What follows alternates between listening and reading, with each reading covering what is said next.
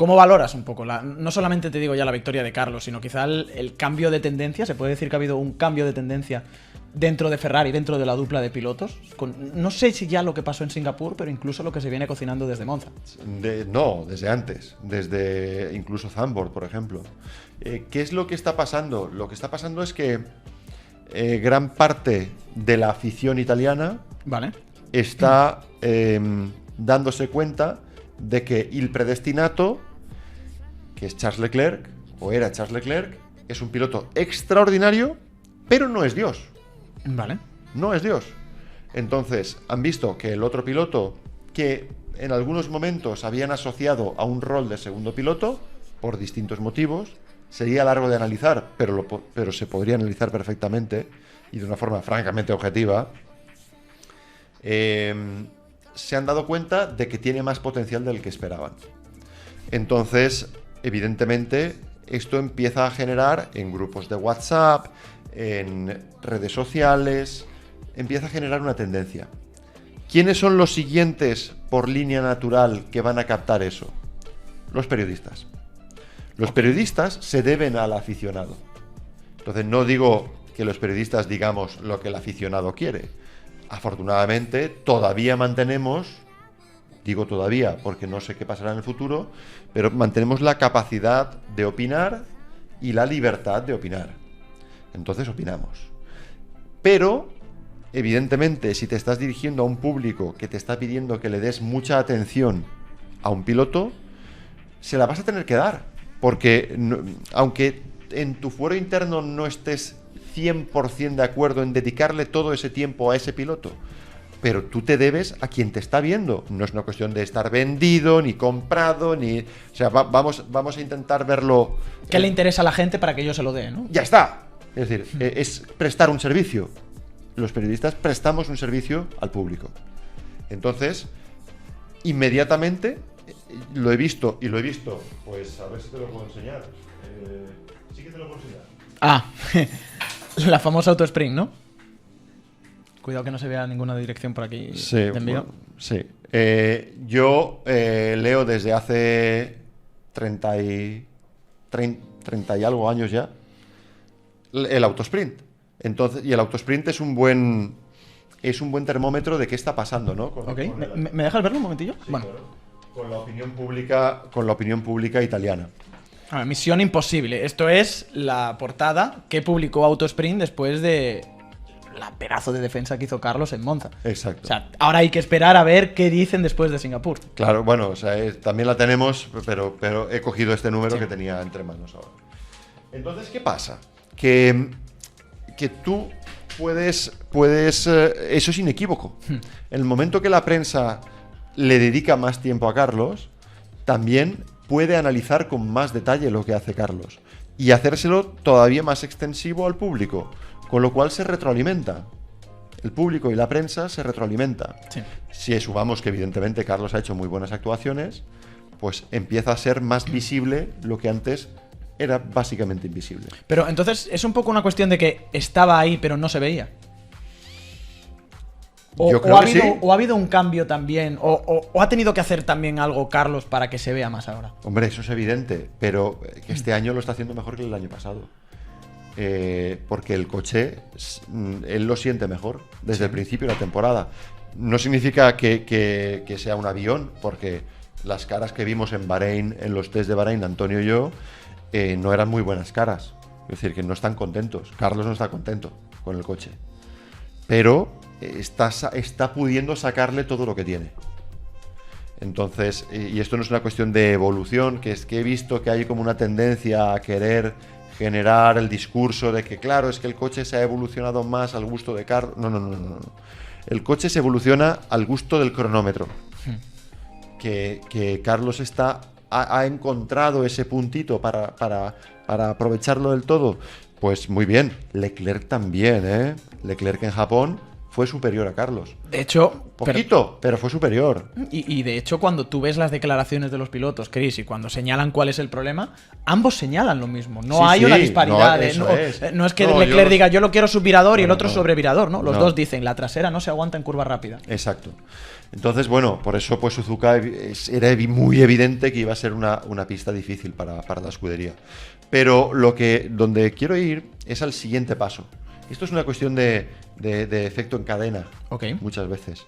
El siguiente paso es que la jefatura de Ferrari, y no hablo de Frédéric Vasseur, sino de más arriba de Frédéric Vasseur, de quien le dice a Frédéric Vasseur cuáles son las líneas generales de su dirección en Ferrari, cuál tiene que ser. Pues esos señores y señoras, que alguna habrá, todas las mañanas abren la prensa. ¿Qué hemos dicho de la prensa? Claro. La prensa ha cambiado de actitud.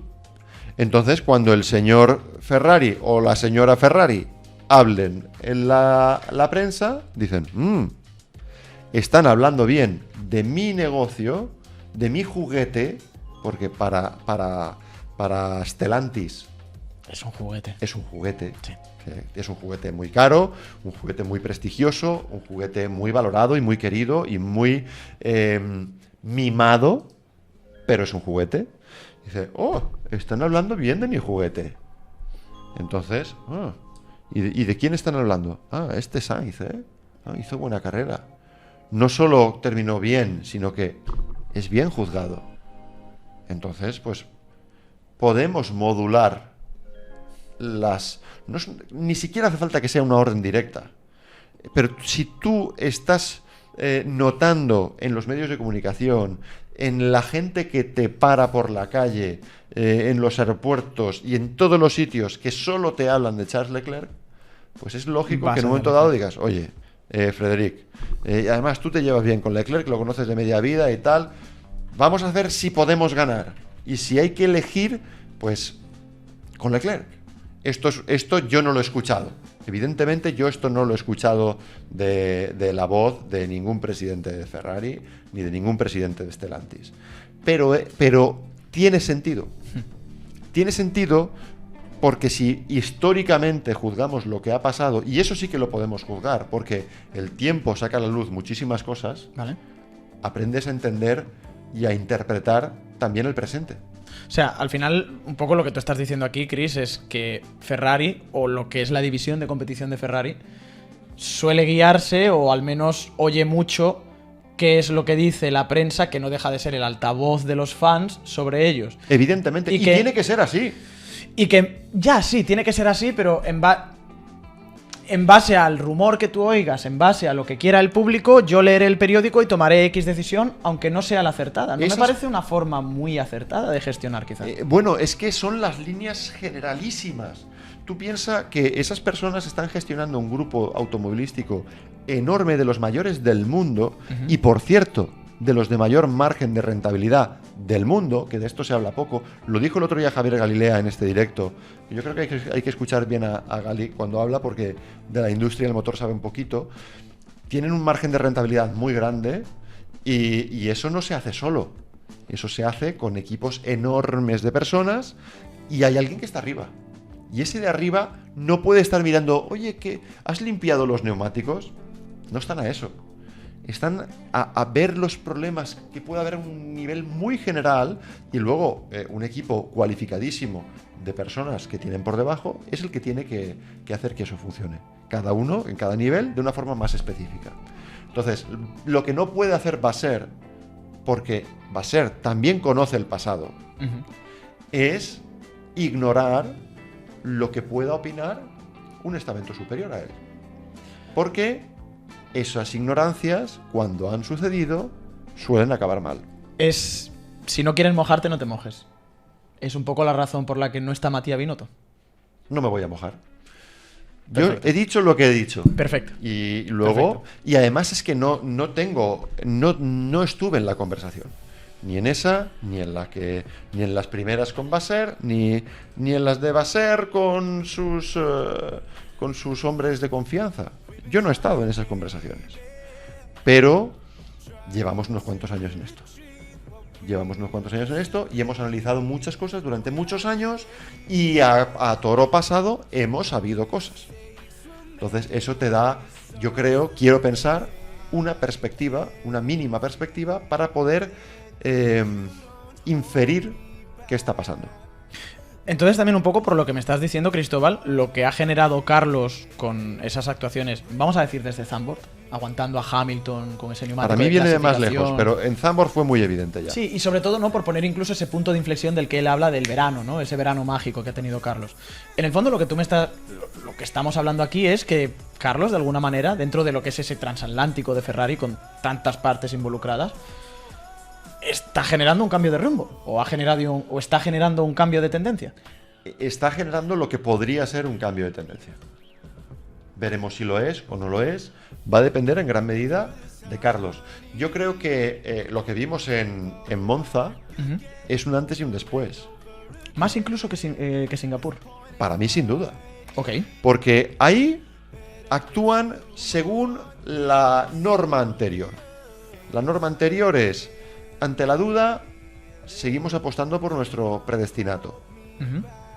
Y eso no significa que haya que ponerle palos en las ruedas a Sainz o que haya que hacer las paradas más largas a adrede. En absoluto, no estoy diciendo eso. Pero que la protección es para Leclerc. Cuando hay que proteger, se protege Leclerc. Y eso lo hemos visto durante todo el año. Y es innegable, y da igual que seas leclerquista, ferrarista, antiferrarista, antisaincista, anti-Leclerc, da igual. Si tienes ojos, se ha visto que había una estrategia de protección. Y aquí se utilizó también. Déjalo pelear, y solo muy al final, cuando las cosas se estaban poniendo muy feas, no risk, para salvarse las espaldas, no risk, a sabiendas de que iba a ignorarse totalmente. Y se ignoró. Pero si hubiera pasado algo, el management tendría las espaldas cubiertas. Nosotros dimos la orden de no risk. Ya. Entonces, todo es, en el fondo, todo es coherente. Y no hay que rasgarse las vestiduras tampoco. Los equipos son entidades privadas que actúan a su buen entender para su propio beneficio por encima del de nadie más. Leclerc no es que lo quieran muchísimo, es que han pensado... Venía bien a Ferrari. Quien tiene el poder ha pensado durante mucho tiempo que era la carta que había que ejercer por bien del equipo. Y punto. No hay que llevarlo a la personal. Lo que pasa es que, claro, para el otro sí, es muy duro. El el gran mérito que para mí ha tenido no ha sido ser más rápido que Leclerc en muchas ocasiones. Y el mérito es no derrumbarse. El mérito es que hace 20 minutos estaba diciendo que yo, que por supuesto no soy piloto, me intimidaba ver detrás de mí un coche igual que el mío, pero que tenía pintados unos dientes de dragón en el morro. Eso es, claro, amateur, tiene un límite mental amateur. Sí. Piloto tiene el límite mental de piloto, pero hemos visto muchos pilotos. Y hemos visto muchos límites mentales. Sí. Y aguantar eso es muy, muy, muy difícil. Sin quitarle ni un ápice de mérito a Carlos, que lo tiene, aguantó a Verstappen dentro de Toro Rosso, con lo que era Verstappen dentro de esa Toro Rosso, que algún día se hablará. Eso ya se dirá, algún día se contará. Entonces, de momento, yo creo que no ya con eso viene curtido. No, claro. Pero es súper interesante el momento este que se está generando, porque al final el propio Vasser, y no sabemos cuál es la letra pequeña y no sabemos qué ha pasado entre bambalinas, dijo: aquí no se habla de contratos hasta final de año. Ok, quedan 6 carreras.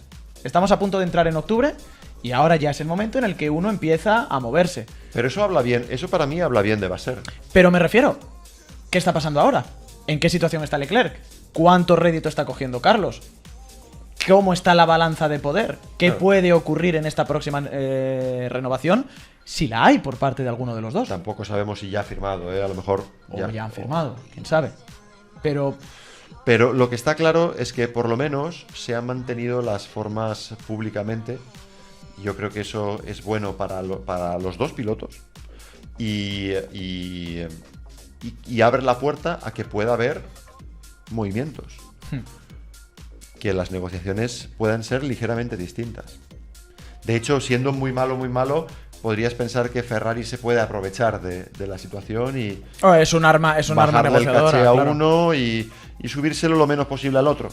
Por ejemplo, podría pasar. Si no quieres esto, el otro sí quiere y puedo traer a cualquiera de los de moda de ahora, un Albon, un Norris. Lo que a mí me da mucho que pensar es que esto rara vez pasa con Russell o Hamilton, o nunca.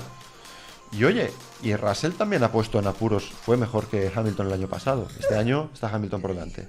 Pero, oye, y no se habla. Cuando es Ferrari da la sensación de que todo es mucho más... Pero porque hay ellos mucho más corazón. Pero porque ellos lo provocan también. Es de lo que vive un poco la escudería, Chris. Primero porque tenemos, No lo sé. tenemos esa idea, o al menos en mi caso, tienes esa idea instaurada de la mística y es Ferrari. Segundo, porque, hombre, empiezas a revisar un poquito declaraciones. No solamente de Baser, vámonos a la época de Binotto, vamos a la época de Arribabene, a quien queráis. Y hay veces que dices algunas cosas que, pues, hombre, igual deberías dejarlo callado. Y tercero, porque da la sensación de que de verdad actúan a veces un poco más con ese corazón o esos augurios romanos que se utilizaban en su época, que era un poco con la cabeza. En todos sitios cocinabas. Y en Mercedes seguro que tienen problemas entre Hamilton y Russell. Pero oye, en Japón se pegan los dos, nadie dice nada. Y la cosa se queda en casa, ¿no?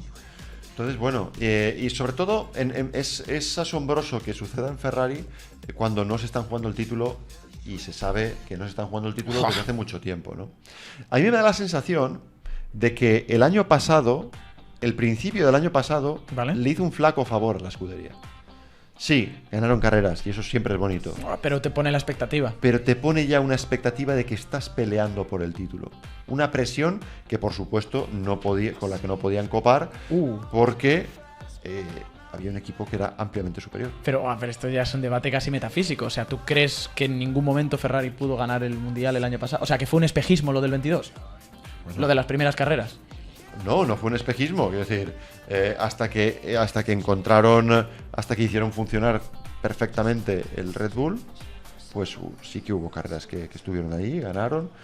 Pero creo que el coche estaba mejor parido, digamos, desde el principio, el Red Bull. Ahora es muy fácil hablar a toro pasado, también te lo digo. Pero lo cierto es que era así. Y luego pues quedaron muy pronto, muy atrás. Y esto coincidió en el momento del despertar de Carlos. Carlos tuvo un pequeño despertar el año pasado, a pesar de que el coche le iba muy mal, lo cual no es justificación ninguna. Un piloto tiene que hacer funcionar lo que le echen al máximo de sus posibilidades, de las posibilidades del coche. No digo de las del piloto, lo doy por supuestísimo. Y vino el despertar en el momento de la caída del equipo. Ya, se Es solaparon, muy ¿no? fácil sumar 2 más 2. Y dice, la pelea entre estos es lo que ha hecho caer, aunque no hay una relación directa. Da igual. Es muy fácil psicológicamente virar hacia ahí. Ya.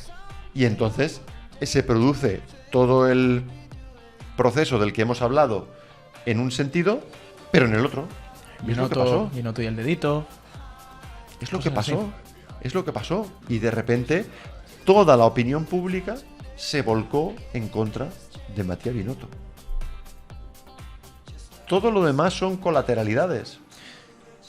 Son Sí. colateralidades. Se juntaron muchas cosas. Al final lo que pasa es que también la filosofía de Binotto era muy poco Ferrari. No rodaron cabezas, no se tomaron medidas. Y la gente simplemente, por esa expectativa tan alta, por ese arranque tan bueno y tan malo para Ferrari, o tan malo para Binotto en particular, luego se exigían responsabilidades, quizá contra algo que no tenía ningún tipo de responsabilidad. No habría que haber exigido ninguna responsabilidad el año pasado. Hubiera a Ferrari. ganado el título de pilotos Charles Leclerc. Imagínate. Ni Carlos. Que no Ninguno de los existiera. dos. Que no existiera Carlos Sainz directamente. Que no hubiera segundo piloto. Todo el equipo para Leclerc. ¿Hubiera ganado el mundial? No. Se Ni salió de- en Francia solo, ya está. Bueno, eso aparte. Pero da igual. Es que no estaban para pelear por el mundial. No estaban para pelear por el mundial. Incluso aunque hubiera tenido Ferrari el coche, yo no creo que Leclerc Tampoco hubiera estado tuvimos para pelear piloto a Un piloto. Leclerc medible con Verstappen, por ejemplo. No lo creo.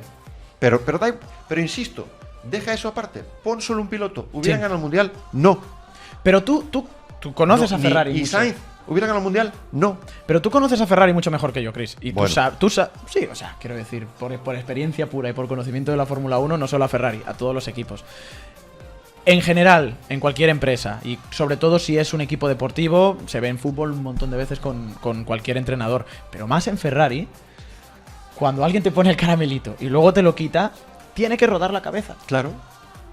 Tiene que rodar la cabeza. Lo peor Ha que le sido pudo pasar. tradicionalmente así. Lo peor que le pudo pasar a Binotto fue ganar carreras en 2022. Mira lo que te digo. Claro, la gestión de Jean Todt, por ejemplo, como líder de Ferrari, es muy interesante su análisis. Jean Todt llega en el año 93, el coche es una birria y ahí sigue, abajo y punto. En el año 94 ya dices, no, un proyecto nuevo, la nueva Ferrari. La nueva Ferrari es una de las frases que más he leído en Fórmula 1 desde que soy un niño, desde que aprendí a leer. Sí. Entonces, pues el año siguiente era la nueva Ferrari. La nueva Ferrari, pues sí, hizo pole en Monza y en Alemania estuvo allí Berger también, fantástico, muy bien. Ganaron algo, pudieron pelear por el Mundial. Ni de lejos, ni de lejos. Año 95. Idem de lo mismo, con un motor V12 que nada tenía que ver con las tendencias de la Fórmula 1 de la época, que tiraba clarísimamente a los V10, más ligeros. Un coche que de tendencia de diseño estaba lejísimos de los Williams, incluso del McLaren, que fue un McLaren terrible, aquel el primero con motor Mercedes. Pero estos estaban en otra liga. Era un coche como de 5 años antes. Cuando se subió Schumacher, aquel fue el primer Ferrari que probó Schumacher, alucinó pepinillos, claro. Sí. Entonces trajo ya al resto de gente. El primer año, sí, de acuerdo, ganaron algunas carreras. Pero ¿cuál fue el verdadero mérito? El verdadero mérito fue ir de menos a más. El verdadero mérito fue que el año 96, que seguían estando a una eternidad de Williams, habían estado mejor que en el 95. Entonces fue lineal. Y en el 97 fue cuando empiezan el Mundial de una manera, luego van acercándose a Williams y acaban disputándole el campeonato hasta la infame carrera de Jerez. ¿Por qué se le perdona a Schumacher Jerez? Porque viene de menos a más. ¿Sabes? Estaban en la línea ascendente. No hubo el fiasco, no hubo la desazón. Y luego ya el proyecto estaba suficientemente consolidado como para sobrevivir en un año 98 donde sufrieron mucho con McLaren, y en el 99, ojo, ya ganaron el Mundial de Constructores. Claro, pero te hago dos preguntas. La primera, Por ¿cómo poner fue? un precedente, ¿eh? Esto es por Sí, poner sí, un sí. precedente. Bueno, pero quiero decir, es el mejor precedente porque es la época a la que todo el mundo se remonta cuando habla de cómo se tendrían que hacer las cosas en Ferrari. Ok. ¿Cómo consigue alguien el tiempo que tuvo para desarrollar Jean Todt? Porque fueron bastantes años. Y segundo, ¿cómo paras esa rueda de hámster en la que está Ferrari, por la que es imposible tomarte un año sabático? Todos los años tienes que empezar prometiendo que el coche va a ganar el Mundial. Claro, pues no prometiendo que el coche va a ganar el Mundial. Pero entonces se te echan a la cabeza. No ocurre, puede ocurrir. Ten en cuenta una cosa, en aquella época Ferrari hacía 20 años que no ganaba. Ya se sabía que no ganaban.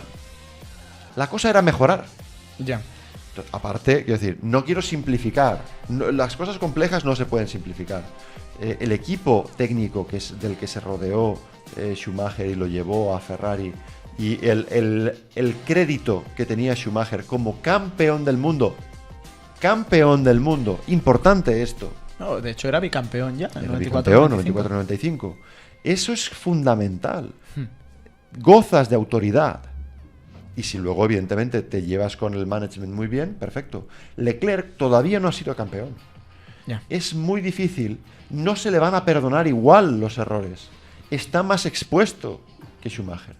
Por supuesto, hubo un trabajo increíble, fantástico, y que no fue igualado por los demás.